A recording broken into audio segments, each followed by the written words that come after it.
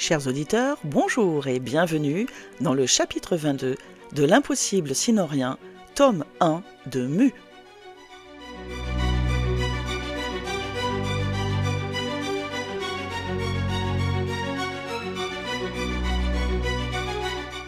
Voilà la clé et le découpage, me dit Fabien en me tendant la clé USB et une feuille de papier. Je prends les deux, pleine de stupeur et de tremblement. Sur cette clé, le fichier Word protégé par mot de passe du nouveau livre de Soleis Girard.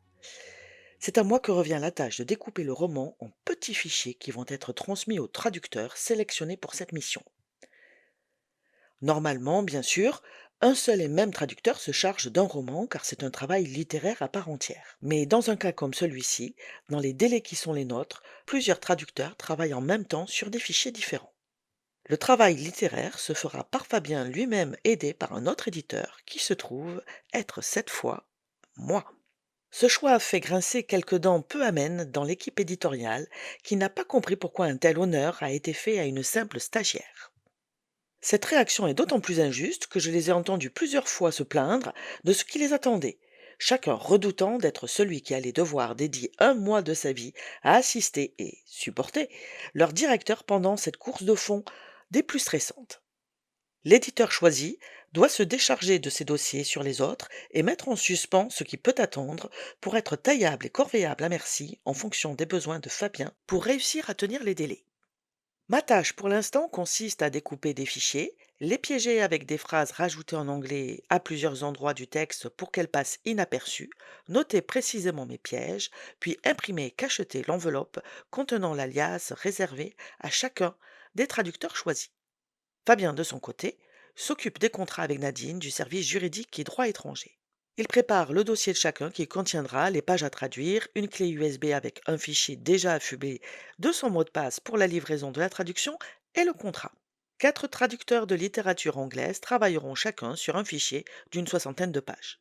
Ils ont 4 jours pour effectuer leur travail et nous rendre la clé USB. Après quoi, nous leur donnerons, dans les mêmes conditions, un autre fichier à traduire. Charge à moi, après chaque livraison, d'enlever mes pièges dont l'unique utilité est de faire peur aux traducteurs qui pourraient être tentés de divulguer certaines bonnes pages. Cette organisation nous permettra de commencer rapidement à travailler sur le rewriting du manuscrit afin de garantir l'homogénéité du texte. Je dois faire vite car les traducteurs commencent à arriver dès 15 heures. Ils vont s'intercaler toutes les demi-heures pour signer leur contrat, entendre les conseils et sermons sur la prudence qui s'impose et prendre livraison de leur travail. Ils ne doivent pas se rencontrer afin d'éviter, là aussi, les tentations de fraude. Je me suis préparé au mieux avec un fichier Excel qu'il ne me reste plus qu'à remplir au fur et à mesure que j'installe mes pièges. Mais installer ces pièges me paraît soudain plus ardu que prévu. Mes phrases doivent pouvoir s'intercaler dans le texte original de façon harmonieuse. De plus, je ne suis pas suffisamment féru en anglais pour me permettre des phrases compliquées. Nous travaillons dans un silence studieux de bibliothèque avec un double contrôle pour être sûr de ne pas faire d'erreur. Il rajoute la clé USB, puis cachette lui-même l'enveloppe avec une étiquette qui ne peut que se déchirer si on essaie de l'enlever. Il est 14h45 lorsqu'il cachette la dernière enveloppe. Allez vite manger un bout, Louise. Vous prenez le premier rendez-vous avec Frédéric. Ça va, je n'ai pas faim. Ne commencez pas comme cela, je vous garantis que vous aurez besoin de toute votre énergie. Mangez tant que vous en avez le temps, me répond-il en me souriant avec bienveillance. Je descends en coup de vent dans la salle de repos pour récupérer dans le frigo le sandwich club que j'ai pris la précaution d'acheter ce matin avant d'arriver au travail. En passant, je jette un coup d'œil à notre table. Je constate avec un petit pincement au cœur d'angoissé que Tristan n'est pas encore revenu de son entretien avec Océane. Cela n'a rien d'anormal dans la mesure où ils doivent peaufiner les communiqués de presse de cette semaine et commencer à se mettre au point sur le salon du livre. Je ne peux néanmoins calmer la légère accélération de mon rythme cardiaque. J'ai beau me dire en mordant à belles dents dans mon sandwich que c'est certainement dû à la pression des 2 dernières heures, je ne suis pas dupe de moi-même. J'ai reçu ce matin un coup de semonce que mon esprit, sitôt libre, me ramène sur un beau plateau d'argent richement ouvragé. Sur le moment, j'ai paré au plus urgent, en osant au passage un fantasme que je ne me serais jamais cru capable de réaliser, surtout en y prenant autant de plaisir, allié à une telle légèreté d'esprit. Qu'as-tu l'intention de faire pour ce soir me demande Tristan en se levant pour se rendre avec Johan et moi à la grande salle de réunion. Je le regarde avec des yeux de merlan frit. Nous avons un rendez-vous avec l'agence de communication qui va s'occuper du lancement du roman, des présentoirs aux flyers, jusqu'à la campagne publicitaire cofinancée par la Warner, qui inclura des spots de publicité dans les salles de cinéma. Évidemment, à cette échelle de commercialisation, rien n'est dû au hasard. La sortie mondiale du prochain Soleil Girard est étroitement corrélée à celle du film tiré de son dernier roman. Son anti-héros récurrent, incarné à l'écran par un Brad Pitt déjanté à souhait, a terminé de faire de son auteur une star mondiale.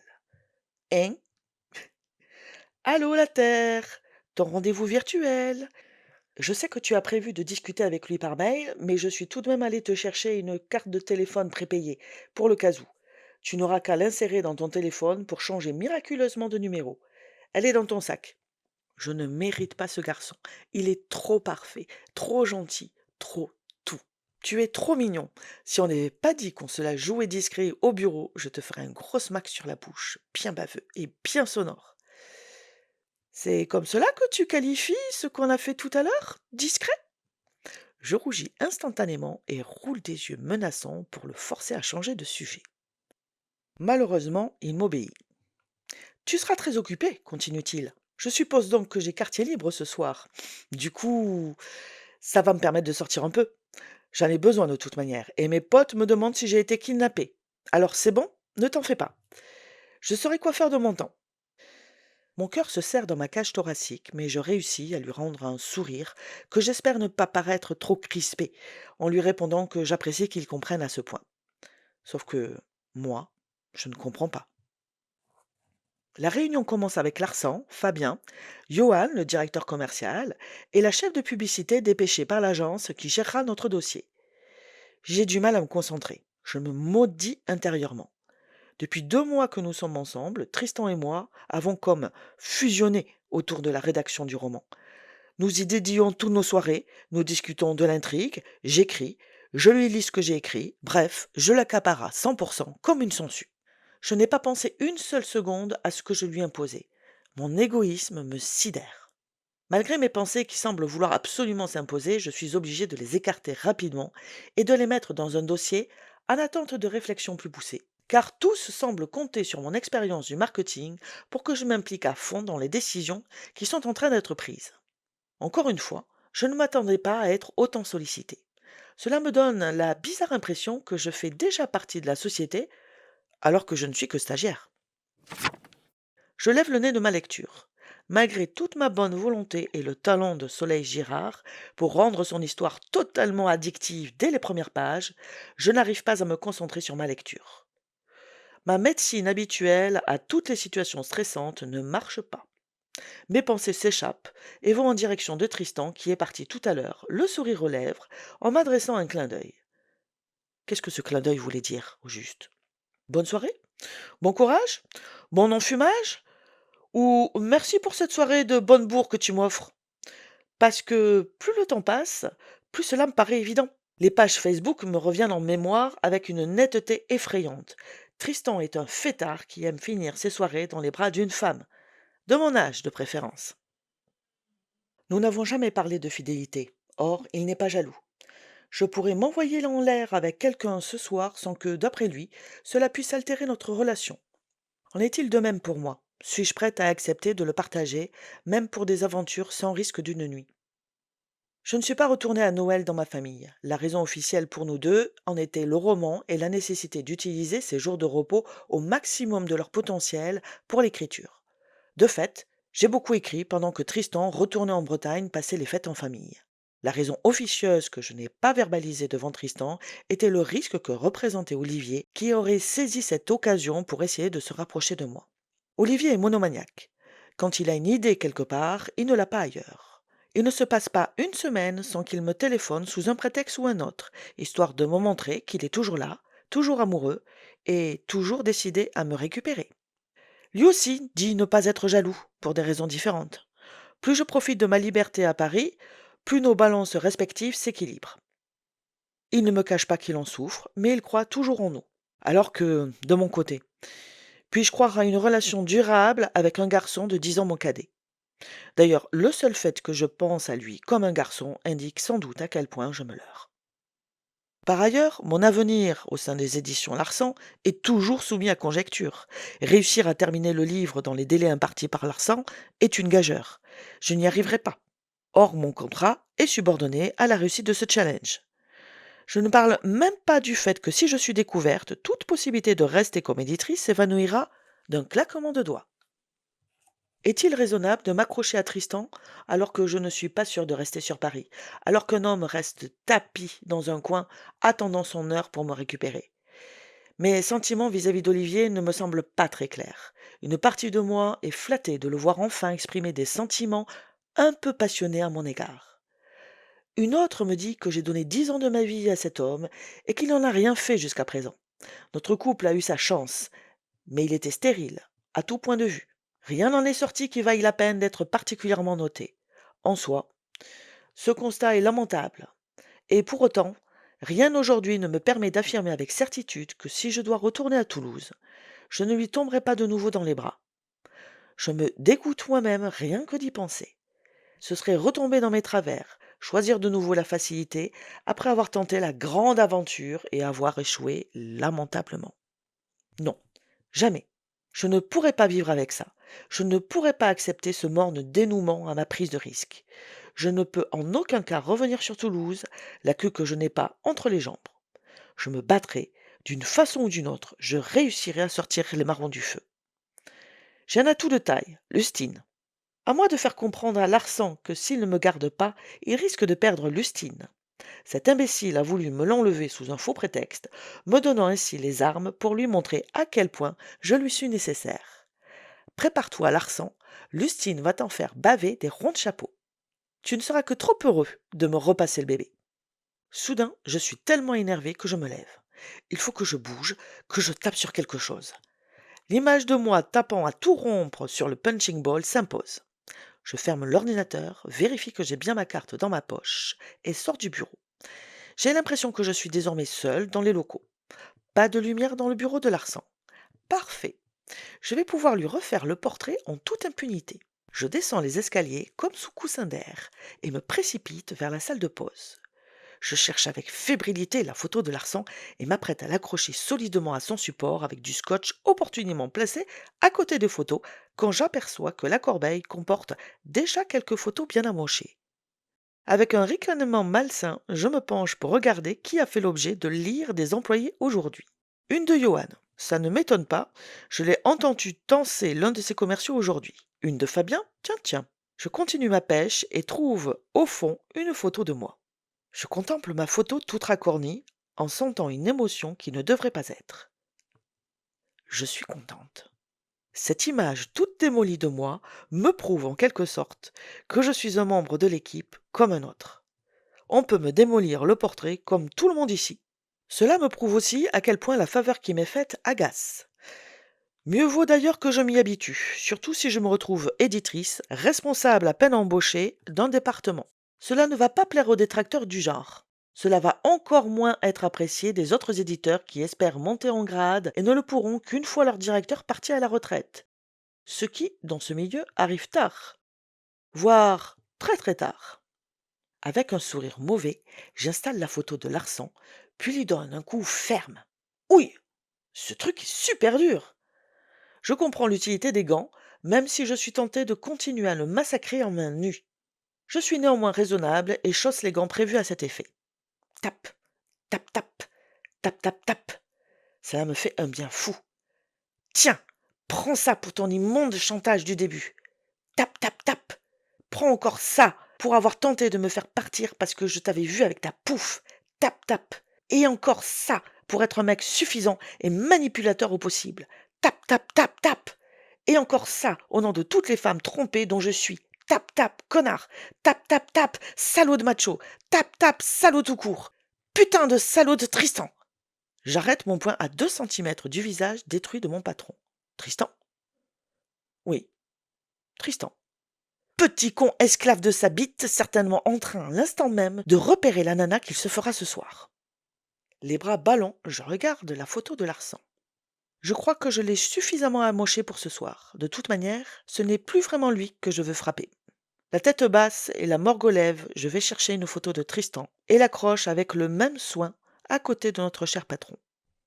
Je me plante devant sa photo pour le regarder dans les yeux avant de m'en prendre à lui. C'est tout de même la moindre des politesses. Je regarde ses yeux bleu lagon, doux et chauds, son regard légèrement narquois, comme pour dire « Je sais ce que tu vas faire », sa gueule de beau gosse à laquelle aucune femme ne pourrait résister, et lui envoie un coup, pas très convaincu. C'est à peine si la photo marque le coup. Je redonne un coup, pour le principe, mais le cœur n'y est pas. Je ôte mon gant gauche et caresse son beau visage. Il me manque déjà. Il m'a à peine touché depuis une semaine. Assez pour m'exciter, assez pour me donner envie de plus, mais pas assez pour m'apaiser. Je pensais qu'Olivier avait rompu la malédiction qui s'attachait à moi avant de le rencontrer. Avant lui, chacune de mes aventures se terminait en 3 mois chrono. Le troisième mois étant à chaque fois marqué de beaucoup de souffrance avant de lâcher prise et d'accepter l'inévitable. Au début de ma relation avec Olivier, je n'y croyais plus. Aussi, une fois passés les 3 mois fatidiques, je lui étais reconnaissante au point de tout accepter. Son égoïsme, sa tendance à tout régenter dans ma vie, ses habitudes de maniaque, nos nuits souvent à peine passables. Je pensais que tout cela était du passé qui me rattrape aujourd'hui. Mon aventure avec Tristan est sur le point de s'achever. Toute mon âme et plus encore mon corps, qui a enfin fait connaissance avec le plaisir à l'état pur, se révolte contre cette idée. Mais c'est inéluctable. Tristan s'ennuie. Tristan m'échappe. Et qui pourrait le lui reprocher? Certainement pas moi. Déjà que je n'étais pas beaucoup disponible pour lui, je le serai encore moins dans les mois à venir. Entre le lancement du livre de Solage Girard, mon roman sur lequel je dois absolument avancer, crise de la page blanche ou pas, et mes études, comment pourrais-je lui donner le temps et l'attention qu'il mérite d'avoir? Il faut que je le laisse partir. Je dois lui accorder la liberté dont il a besoin et me raccrocher à notre promesse, notre relation avant tout. Il est peut-être temps que j'agisse en adulte et que je sauve ce qui peut l'être. Nous, avant tout. Je donne un dernier coup, juste pour avoir la satisfaction du dernier mot sur moi-même, quand la porte s'ouvre soudain. Je sursaute et pousse un cri. Larsan semble aussi surpris que moi qui, prise de panique, essaie de me positionner de façon à cacher la photo qui s'affiche en premier plan. Excusez-moi, je pensais qu'il n'y avait plus personne. J'ai cru que quelqu'un avait tout simplement oublié d'éteindre la lumière, dit-il en s'avançant dans la pièce. Je dois être pâle comme la mort, car mon sang s'est fait la belle. J'en suis sûre tellement je suis soudain frigorifié. Reste où tu es, n'avance pas, bon sang. Mais il continue à avancer, parfaitement remis de sa surprise passagère et visiblement amusé par la situation. Il se plante devant moi, l'air nonchalant, avec ses mains dans les poches. Il abaisse ses yeux sur mon gant toujours attaché à ma main droite, qui indique clairement ce que je suis en train de faire. Je vous en prie, ne vous gênez pas pour moi. Il est fait pour ça. Je suis sûr qu'il vous reste quelque énergie en réserve. S'il m'en restait justement, j'en profiterai pour lui en envoyer un bien senti, mais je n'en ai plus. Je reste planté comme une imbécile en face de lui alors que je devrais poser les gants et partir tout de suite pour m'épargner plus de honte et une discussion que je ne suis pas en mesure de soutenir ce soir. Mais je ne veux pas qu'il voie les photos, même s'il n'y a aucun doute sur au moins l'une d'elles. Tant qu'il reste sous cet angle, il ne voit pas la deuxième photo accrochée sur le côté. Je ne vais pas vous la manger, vous savez. Vous comprenez tout de même que vous n'aurez pas le temps de vous occuper d'elle à un moment crucial où il ne faut surtout pas qu'elle se démobilise. Ça vous donne un excellent alibi, je le reconnais, dis-je froidement. Un alibi? Qui dit alibi dit crime, il me semble. D'aucuns pourraient dire que cela vous permet de reprendre à votre compte l'auteur que je vous ai trouvé, ce qui vous permettra de mieux m'évincer plus tard quand il s'agira de tenir votre promesse. Larsan fronce les sourcils et commence à faire les 100 pas devant moi. Je pensais que nous n'en étions plus là, Louise. Je suis très déçu par votre attitude, surtout si l'on tient compte de la confiance que je vous ai faite en autorisant que vous soyez si étroitement liés à la sortie d'un événement mondial tel que le nouveau Soleil Girard. Il me semble que je l'ai mérité, cette confiance, dis-je en me rengorgeant. Ah oui, et en quoi, je vous prie? Mais enfin, j'ai fait mes preuves. Pour l'instant, vous m'avez surtout prouvé que vous faisiez des miracles sous la menace d'une cravache. J'en ai les larmes aux yeux. Je n'ai plus d'énergie pour me battre, plus de rage à faire sortir. Je veux juste oublier ces dernières minutes comme si elles n'avaient jamais existé. Je retire mon gant et m'avance pour les déposer sur leur étagère. Vous vous trompez. Je fais des miracles quand je suis motivé. Or, vous agitez votre carotte au bout d'un bâton qui ne fait pas mine de se rapprocher d'un iota de ma bouche. C'est vraiment pas croyable. Je vous fais assez confiance pour vous confier les fichiers d'un livre dont dépend une bonne partie des bénéfices de la maison cette année, mais vous ne me faites pas confiance pour vous donner ce que je vous ai promis, alors même que la place existe déjà et que j'aurai besoin de quelqu'un comme vous pour monter le nouveau département. Pourquoi est-ce que j'ai l'impression qu'il y a des tas de petites clauses en caractères minuscules dans votre contrat moral, monsieur Larsan? Parce qu'il y en a. Je vous demande pardon. Vous m'avez bien entendu. Il ne s'agit pas de sortir un roman à une certaine date, Louise. Il s'agit de sortir un best-seller, et cela commence par un roman d'une grande qualité, tant littéraire que dans le respect de ce qu'on en attend. Je suis désolée d'avoir à vous le dire, mais la qualité baisse, l'intrigue s'essouffle et manque de nouveaux rebondissements. Elle commence à tourner en rond. Il n'y a pas non plus assez de scènes érotiques sulfureuses. Or, c'est aussi ce qu'on va vendre. Vous ne guidez pas assez Lustine. Ce n'est pas un problème. Je reprends le bébé pendant un mois pour redresser la barre et après, nous nous en occuperons de façon conjointe. C'est ainsi que vous apprendrez. Regardez-moi travailler, regardez Fabien. La qualité baisse? D'où ça sort, ça? Et quand vous la reprendrez, dit-il en faisant mine d'ignorer ce que je viens de dire, nous serons très près de la date de remise du manuscrit. Elle aura besoin de votre plein dévouement, de lecture assidue, suffisamment critique pour qu'elle soit bien accompagnée, mais aussi encourageante pour qu'elle garde sa motivation jusqu'au bout. C'est à ce moment seulement que nous saurons si vous avez vraiment l'étoffe nécessaire pour être un bon éditeur. Je ne vais tout de même pas vous confier un département si vous faites copain-copine avec les auteurs plutôt que votre boulot, qui parfois est de les obliger à se remettre en cause. De la bonne façon, certes, mais fermement. Vous croyez que je n'ai pas l'étoffe? J'attends de voir. Mais qu'est-ce que vous voulez dire? Je veux dire que lorsque je vous ai vu si bien me résister, j'ai pensé que vous aviez les épaules. Mais plus le temps passe, plus je me rends compte que vous n'êtes pas aussi accrocheuse qu'avec moi. Tenir un département, qui plus est un département aussi controversé que celui dont vous aurez la charge, demande de la fermeté d'âme alliée à du doigté. Or, vous êtes visiblement incapable de tenir correctement de vos nerfs et vous vous démontez à la moindre contrariété. Mais je suis crevée, c'est tout. Ce n'est pas juste. Et je me demande bien pourquoi. Si vous êtes crevé maintenant, dans quel état serez-vous après un mois de travail intensif sur le roman de Solège Girard? Où trouverez-vous ensuite l'énergie pour travailler le soir avec Lustine? Vous n'êtes pas très résistante, et je dois vous avouer que cela m'inquiète, compte tenu des projets que j'ai pour vous. Ce dernier trait m'achève. Je suis prise à mon propre piège. Je ne peux pas lui dire que je travaille déjà d'arrache-pied sur le roman. Je pense à ce que cela me coûte et qui n'a pas de prix. Tristan, qui m'échappe. À quoi bon? J'ai eu une longue journée, dis-je en laissant transparaître mon épuisement tant physique que nerveux. Je suis fatiguée de tout cela, fatiguée de vous et de vos petits calculs pervers. Je me demande à quoi bon me battre. Je ferais mieux juste de profiter de mon stage et de la vie. Le prix à payer pour vivre mon rêve sous votre égide est beaucoup trop cher, dis-je en reprenant mes affaires. Je n'ai pas besoin d'être responsable d'un département. Être éditrice suffira largement à mon bonheur. Comme vous me l'avez très bien dit, j'ai encore beaucoup à apprendre avant de viser plus haut. Ma réponse a l'air de l'étonner. Il ouvre de grands yeux, puis ils deviennent une simple fente. Cela ne me paraît pas bon du tout, mais je suis vraiment à bout. Je prends mon sac et mon manteau et m'apprête à partir quand je me souviens des photos. Je rebrousse chemin sur son regard de plomb. Vous n'aurez pas le contrat de travail avant que ce fichu bouquin ne se révèle être ce que nous pensons qu'il est, Louise. Bordel de merde, est-ce que vous allez la boucler? Je crie en arrachant les photos du punching ball. Puis, la digue saute pour de bon. Je sais! Je hurle. Gardez-le, votre contrat, je m'en tape! Il n'y a rien pour moi ici, de toute façon. Vous osez parler de doigté, alors que vous êtes le roi du cassage de petites pattes arrière. J'agite les bras dans tous les sens, vaguement contente de voir son regard horrifié. Je prends les photos et mords dedans avant de recracher un morceau à sa face. Le geste me plaît au plus haut point et je recommence en le lui crachant plus fort. « Louise !» dit-il en se protégeant le visage d'un nouvel envoi perfide et humide.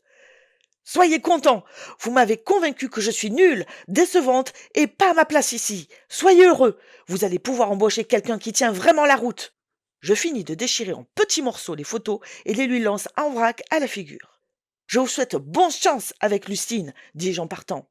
« Louise, vous n'allez rien faire de stupide, j'espère, crie-t-il derrière moi.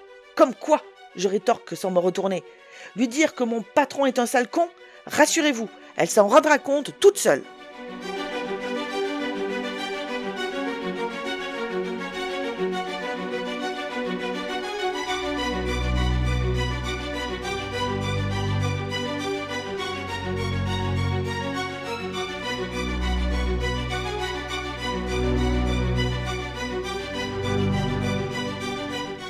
Vous avez aimé? Alors n'hésitez pas à liker et commenter afin de m'aider à élargir la diffusion de ce roman audio. Et si bien sûr le suspense est trop grand et que vous ne pouvez pas attendre la diffusion du 23e épisode qui ne saurait tarder, n'hésitez pas à aller sur le site de Amazon pour acheter la version e-book ou la version papier de L'impossible sinon rien, tome 1 de Mu. À bientôt!